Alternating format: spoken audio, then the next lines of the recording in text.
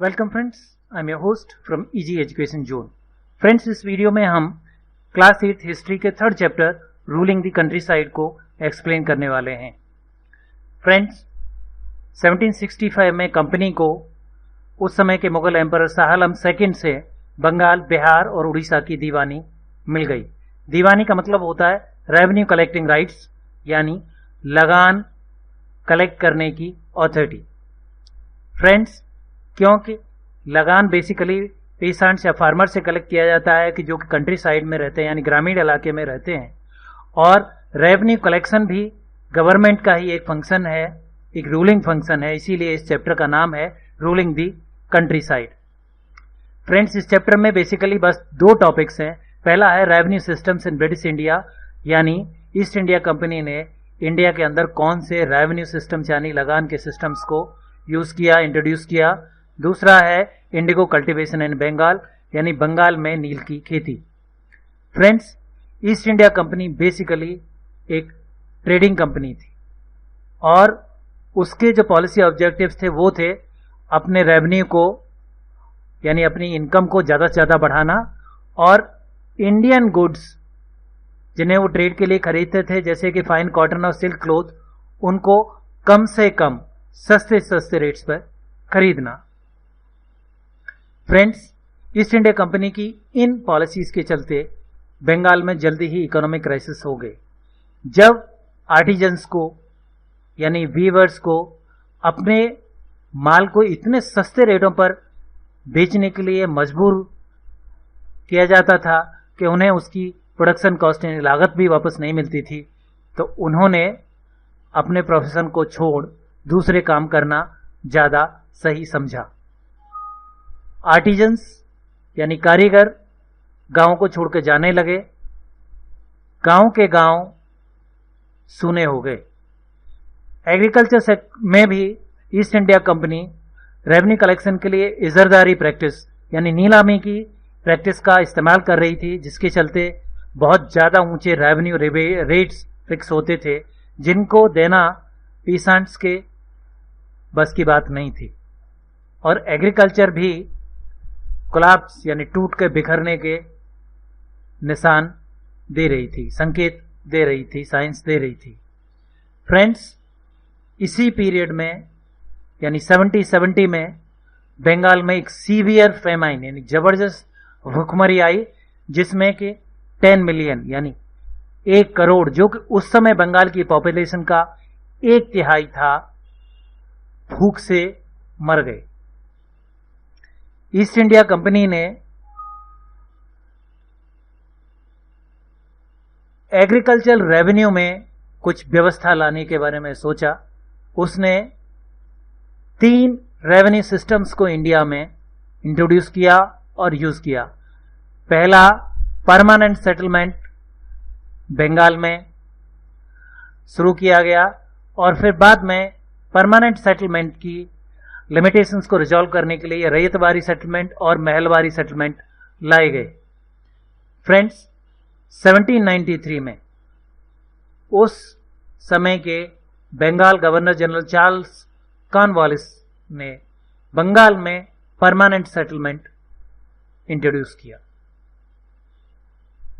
इसमें जो अभी तक के जो पुराने राजा और तल्लुकदार थे उनको जमींदार बना दिया गया, और उन्हें पीसेंट्स यानी किसान से लैंड रेंट जमीन का लगान कलेक्ट कर उसे कंपनी में डिपॉजिट करने की जिम्मेदारी दे दी गई। लैंड रेवेन्यू को परमानेंटली फिक्स कर दिया गया, जिसके कि रेट्स 1947 इंडिया के आज़ादी मिलने तक बदले नहीं, सेम रहे। फ्रेंड्स, परमानेंट सेटलमेंट ने अपने कई ऑब्जेक्टिव्स को अचीव किया, प्राप्त किया। पहला ये था, लैंड रेवेन्यू के परमानेंटली फिक्स हो जाने की वजह से अब गवर्नमेंट के पास में एक फिक्स्ड इनकम का कंटिन्यूस फ्लो था, यानी फिक्स्ड रेवेन्यू का कंटिन्यूस फ्लो था। दूसरा, कंपनी अपने आप को रेवेन्यू कलेक्शन की रिस्पॉन्सिबिलिटी से दूर रखने में कामयाब रही, क्योंकि रेवेन्यू कलेक्शन की जो रिस्पॉन्सिबिलिटी थी वो जमींदार को सौंप दी गई।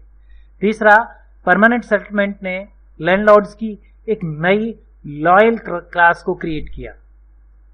जो कि हमेशा ब्रिटिश के स्वामी भक्ति रही। तीसरा, परमानेंटली फिक्स करने के पीछे जो रेवेन्यू को ये लॉजिक था कि रेवेन्यू परमानेंटली फिक्स हो जाएगा तो जमींदार एग्रीकल्चर प्रोडक्शन को इंप्रूव करने के लिए एग्रीकल्चर में इन्वेस्ट करेंगे, क्योंकि उनका पूरा का पूरा प्रॉफिट उन्हीं की जेब में जाएगा, गवर्नमेंट शेयर नहीं करेगी। फ्रेंड्स, परमानेंट सेटलमेंट की कुछ लिमिटेशंस थी, जिनमें सबसे पहली थी कि जैसा सोचा गया जमींदार्स ने एग्रीकल्चर में इन्वेस्ट नहीं किया, क्योंकि उनको इनकम बढ़ाने के लिए लैंड रेंट को बढ़ाना ज्यादा आसान लगा। दूसरा था, जो रेवेन्यू फिक्स किया गया था वो इतना ज्यादा था कि बहुत सारे जमींदार्स उसे दे नहीं पाए, और जो जमींदार्स लैंड रेवेन्यू को टाइम से डिपॉजिट नहीं कर पाए उनकी लैंड्स को ऑक्शन कर दिया गया, नीलाम कर दिया गया। तीसरा जो लिमिटेशन था वो ये था कि जब एग्रीकल्चरल प्राइसेस के बढ़ने की वजह से एग्रीकल्चरल सेक्टर में इंप्रूवमेंट आया तो उसका पूरा का पूरा फायदा केवल जमींदार्स को हुआ, गवर्नमेंट को उसमें कोई हिस्सा नहीं मिला, क्यों गवर्नमेंट पहले ही रेवेन्यू को परमानेंटली फिक्स कर चुकी थी। परमानेंट सेटलमेंट्स की इन प्रॉब्लम्स को रिजॉल्व करने के लिए थॉमस मुर्नो ने 1820 में मद्रास और बॉम्बे में रैयतवारी सेटलमेंट को इंट्रोड्यूस किया। रैयतवारी सेटलमेंट को कैप्टन अलेक्जेंडर रीड ने छोटे स्केल पर पहले ही ट्राई कर लिया था। इसमें गवर्नमेंट ने जमींदार्स को बीच में से निकाला और डायरेक्टली वो रैयत के साथ सेटलमेंट में आ गई। रेवेन्यू कलेक्शन का फंक्शन भी गवर्नमेंट ने अपने पास रखा। फील्ड्स को सर्वे करके उनके रेवेन्यू को असेस किया गया, और रेवेन्यू को इस बार परमानेंटली फिक्स नहीं किया। रेवेन्यू रेट्स को पीरियडिकली रिवाइज करने का प्रोविजन रखा, प्रावधान रखा। फ्रेंड्स, जमींदार्स को बीच में हटाने के पीछे गवर्नमेंट का मानना था कि जब पीसांट्स को अपनी लैंड पर फुल कंट्रोल मिल जाएगा तो वो खुद इंटरप्राइजिंग हो, उसे इंप्रूव करने की कोशिश करेगा और जिससे उसे प्रॉफिट भी होगा। लेकिन जो लैंड रेवेन्यू का ऑफिशियल रेट फिक्स किया गया वो इतना ज्यादा ऊंचा था कि लैंड रेवेन्यू पे करने के बाद में पीसांट के पास लैंड में इन्वेस्ट करने के लिए कुछ बचता ही नहीं था। तो ये सही रैयतवारी सेटलमेंट का एक फेलियर था। फ्रेंड्स, 1822 में हॉल्ट मैकेंजी ने नॉर्थ वेस्टर्न प्रोविंस में, जो कि आजकल उत्तर प्रदेश के नाम से जाना जाता है, महलवारी सेटलमेंट का इंट्रोड्यूशन किया। फ्रेंड्स, महलवारी सेटलमेंट का मतलब है महल से, यानी विलेज। विलेज को रेवेन्यू कलेक्शन पॉइंट बनाया गया। विलेज में जितने भी फील्ड्स थे उन सभी को इंस्पेक्ट किया गया, उनका रेवेन्यू असेसमेंट किया गया, और सारे फील्ड्स के रेवेन्यू को ऐड करके महल के लिए टोटल रेवेन्यू को कैलकुलेट किया गया।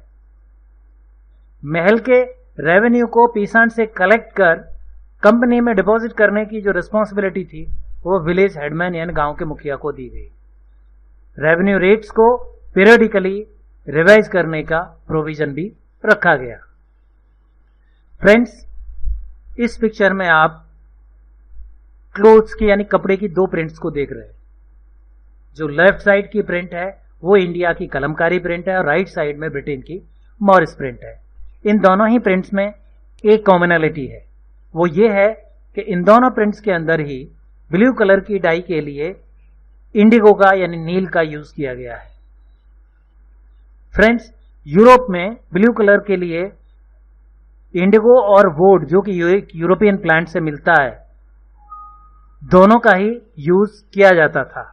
लेकिन जो डाई करने वाले थे वो इंडिगो को ज्यादा पसंद करते थे, क्योंकि इसके कलर्स रिच और ज्यादा चमकीले थे। इंडिगो से कंपटीशन के डर से यूरोप के जो वुड ग्रोअर्स थे, वुड को उगाने वाले फार्मर्स थे, उन्होंने अपनी गवर्नमेंट्स को इंडिगो को बैन करने के लिए प्रेशराइज किया।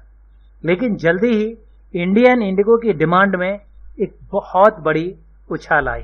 उसके मेनली दो रीजन्स थे। पहला ये कि 18th सेंचुरी में इंग्लैंड में कॉटन टेक्सटाइल इंडस्ट्री की शुरुआत हुई और इसी पीरियड में इंग्लैंड में कॉटन प्रोडक्शन बहुत ज़्यादा एक्सपेंड हुआ, जिसकी वजह से डाई की डिमांड कई गुना बढ़ गई। दूसरा रीजन ये था कि 18th सेंचुरी के लास्ट क्वार्टर में जो इंडिगो की सप्लाई अमेरिका से आती थी वो लगभग कोलैप्स हो गई, खत्म हो गई। इंडियन इंडिगो का जो इंपोर्ट है ब्रिटेन के लिए कितना बढ़ा, उसका अंदाजा इसी बात से लगाया जा सकता है कि 1788 के अंदर में ब्रिटिश में इंडिगो के टोटल इंपोर्ट्स के अंदर इंडियन इंडिगो का शेयर केवल 30% था, जो कि 12 इयर्स के अंदर 1810 तक 95% पहुंच गया। फ्रेंड्स, इंडिया में इंडिगो को दो तरीके से कल्टीवेट किया जाता था। पहला था निज कल्टीवेशन। निज का मतलब होता खुद का। तो जब प्लांटर्स, इंडिगो प्लांटर्स उस लैंड पे इंडिगो को कल्टीवेट करते थे जिसे वो खुद कंट्रोल करते थे, जो उनके खुद के कंट्रोल में थी, इसे निज कल्टीवेशन कहते थे। प्लांटर्स इसके लिए लैंड या तो खरीद लेते थे या जमींदार से रेंट आउट कर लेते थे, और इस लैंड के ऊपर वो हायर्ड लेबर का यूज करते थे इंडिगो को कल्टीवेट करने के लिए। लेकिन निज कल्टीवेशन की अपनी कुछ रियल लिमिटेशंस थी। वो लिमिटेशंस थी लैंड, लेबर और क्लोज की। इंडिगो प्लांटर्स को लैंड अपने इंडिगो फैक्ट्री के आसपास ही चाहिए होती थी, और ज्यादातर ऐसा होता था कि बहुत सारे फार्मर्स या जमींदार अपने लैंड को रेंट आउट करने के लिए मना कर देते थे। दूसरी परेशानी थी लेबर की। बंगाल में राइस कल्टीवेशन के लिए काफी लेबर की जरूरत होती है। इसी पीरियड में इंडिगो प्लांटेशन के लिए लेबर की जरूरत होती थी। तो लेबर की शॉर्टेज होने की वजह से लेबर मुश्किल से और हाई रेट्स पर मिल पाती थी। तीसरी प्रॉब्लम्स थी प्लोज की, यानी हलों की और बैलों की। जब इंडिगो प्लांटर्स एक बहुत बड़े लैंड के प्लॉट पर कल्टीवेशन करते थे तो उसके लिए बहुत सारे प्लोज और बुलक्स यानी हल और बैलों की जरूरत पड़ती थी, जिनको अरेंज करना अच्छा खासा मुश्किल होता था। इन्हीं लिमिटेशंस की वजह से निज कल्टीवेशन कभी भी टोटल इंडिगो कल्टीवेशन के 25% को पार नहीं कर पाया। फ्रेंड्स, कल्टीवेशन करने का जो दूसरा तरीका था वो था रैयती कल्टीवेशन, यानी यहां पे इंडिगो प्लांटर्स रैयत को उनकी लैंड्स पर इंडिगो का कल्टीवेशन कराते थे। रैयत प्लांटर्स के साथ में कॉन्ट्रैक्ट साइन करते थे। प्लांटर्स उनको लो रेट ऑफ इंटरेस्ट पे एडवांसेस देते थे इंडिगो को कल्टीवेट करने के लिए। जिन रैयत ने कॉन्ट्रैक्ट साइन किया था वो अपनी टोटल लैंड के 25% पार्ट पर इंडिगो को कल्टीवेट करने के लिए कमिटेड थे, यानी बाधित थे। फ्रेंड्स, रैयती कल्टीवेशन में बहुत सारी प्रॉब्लम्स थी। सबसे पहली प्रॉब्लम यह थी कि ज्यादा से ज्यादा प्रॉफिट कमाने के चक्कर में जो इंडिगो प्लांटर्स थे वो रैयत की इंडिगो क्रॉप को बहुत सस्ते में खरीदते थे। कभी भी उनको इंडिगो क्रॉप का इतना पैसा नहीं मिलता था कि वो इंडिगो प्लांटर्स के एडवांस को पूरी तरह से चुका पाए, डेब्ट को पूरी तरह से चुका पाए, और वो धीरे धीरे इंडिगो प्लांटर्स की डेब्ट ट्रैप में फंसते जाते थे, जिससे बाहर निकलने का उनके पास में कोई रास्ता नहीं होता था।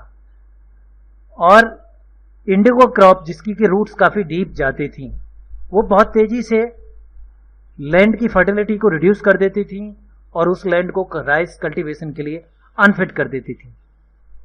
फ्रेंड्स, इन्हीं वजहों से मार्च 1859 में हजारों रैयत ने बंगाल में इंडिगो को कल्टीवेट करने से मना कर दिया। इस मूवमेंट को हम ब्लू रेबेलियन के नाम से जानते हैं। फ्रेंड्स, रेबेलियंस को विलेज हेडमैन और जमींदार से सपोर्ट मिली। विलेज हेडमैन को इंडिगो प्लांटर्स रैयत के बिहाफ पर कॉन्ट्रैक्ट साइन करने के लिए मजबूर करते थे, फोर्स करते थे, जिससे कि वो परेशान थे। जमींदार इंडिगो प्लांटर्स की बढ़ती हुई पावर से परेशान थे, और रैयत ने जो रिबेल कर रहे थे उन्होंने ये अंदाजा लगाया कि ब्रिटिश गवर्नमेंट कुछ ही पहले 1857 में एक बहुत बड़े रेबेलियन को झेल चुकी है, वो एक दूसरे रेबेलियन के लिए तैयार नहीं होगी, और जिस वजह से वो इंडिगो प्लांटर्स के खिलाफ उन्हें सपोर्ट करेगी। इसी पीरियड में कलकत्ता से बहुत सारे इंटेलेक्चुअल्स इंडिगो प्लांटेशंस में पहुंचे और वहाँ उन्होंने इंडिगो फार्मर्स की प्लाइट और इंडिगो सिस्टम के हॉरर्स पे, उसकी भयानकता पे बहुत कुछ लिखा। इंडिगो कमीशन कॉन्स्टिट्यूट किया गया और इंडिगो कमीशन ने बंगाल राइट्स के फेवर में अपना फैसला दिया। इंडिगो कल्टीवेशन बंगाल से खत्म होने के बाद बिहार में शिफ्ट कर गया, जहां पर कि 1970s में गांधी जी को इंडिगो प्लांटर्स के खिलाफ चंपारण मूवमेंट चलाना पड़ा। Friends, with this we come to the end of this video, और इस वीडियो के सब्जेक्ट के क्वेश्चंस और लगभग 25 से 30 MCQs की PDFs की लिंक्स इस वीडियो के डिस्क्रिप्शन में दी हुई हैं। आप चाहें तो लिंक्स को यूज करके इस चैप्टर के सब्जेक्टिव क्वेश्चंस और MCQs को डाउनलोड कर सकते हैं। फ्रेंड्स, अगर ये वीडियो आपको यूजफुल लगा हो, अगर चैप्टर आपकी समझ में अच्छी तरह से आया हो, तो प्लीज लाइक करें, सब्सक्राइब करें और शेयर करें, और अपने ज्यादा से ज्यादा फ्रेंड्स को इसके बारे में बताएं जिससे वो इसका फायदा उठा सके। हमारी वीडियोस क्लास 6 से लेकर क्लास 10th के लिए बनाई जाती हैं। Thank you for watching.